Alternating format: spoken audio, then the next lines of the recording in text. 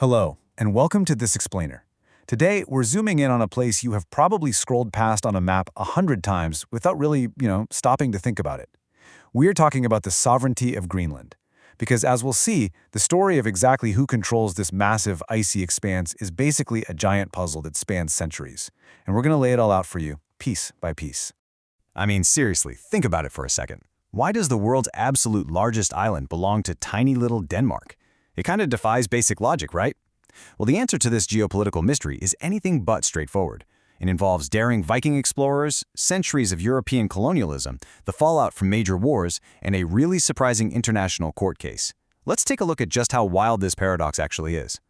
Just look at the scale here. On one side, you've got the massive physical landmass of Greenland, this sprawling, icy giant. And on the other, you have the incredibly small size of Denmark. When you look at these two side by side, the geographical paradox is literally impossible to ignore. How in the world does a nation so small maintain sovereignty over an island that is so incredibly vast? To get that, we need to understand what Greenland really brings to the table. There are four absolutely crucial things you need to know about Greenland's profile. First up, obviously, its vast size. Second, despite being huge, it has an incredibly small population. Third, and this is a real game changer for the modern era, it holds massive strategic importance. And fourth, its unique location, tucked right between North America and Europe. You put those four elements together and you have a territory that is incredibly significant on the global stage.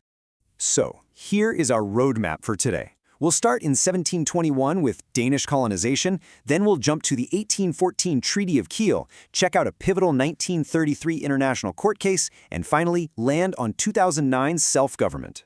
But first, the Viking era and Erik the Red. We have to rewind the clock just a bit. The whole thing really begins with a legendary figure, Erik the Red, who famously discovers Greenland and establishes the very first Norse settlements. And you've probably heard this trivia, right? He actually named it Greenland as a brilliant marketing ploy just to trick more settlers into moving to the freezing terrain. It's wild to imagine navigating those waters centuries ago. He didn't just find the land, he actually brought people over to cling to the edges of this wilderness. But the story doesn't exactly go how you'd expect. Because here is the historical mystery. Those early Norse settlements, they didn't last. Eventually, they underwent a complete and totally mysterious disappearance. The settlers just vanished. And honestly, to this day, exactly why they disappeared without a trace remains a complete historical enigma. So the Viking chapter closed, and the massive island was largely left alone by Europe for quite a long time. Fast forward to 1721, the dawn of Danish colonization. This is where the modern political relationship kicks off. But it wasn't some massive invading army. It started with Hans Agude's 1721 mission. Now, officially, let me rephrase that. On paper, this was an expedition to bring Christianity to Greenland. But as we know, geopolitics usually operates behind the scenes. This missionary work effectively marked the official start of Danish control. By putting a permanent presence back on the island, Denmark was quietly laying the foundation for its massive sovereign claims. Which brings us to the 1814 Treaty of Kiel. Okay, so Europe was going through some major geopolitical shakeups. Up until this point, Denmark and Norway were actually in a union together, but the 1814 Treaty of Kiel essentially forced a divorce. Norway's fate, it was split away from the union. But Greenland's fate was totally different. It remained entirely under Danish control. In the middle of all these complex European negotiations, Denmark played its cards perfectly and strategically retained full possession of Greenland. Jumping ahead again to the 1933 International Court Battle. So Norway obviously hadn't just forgotten about Greenland.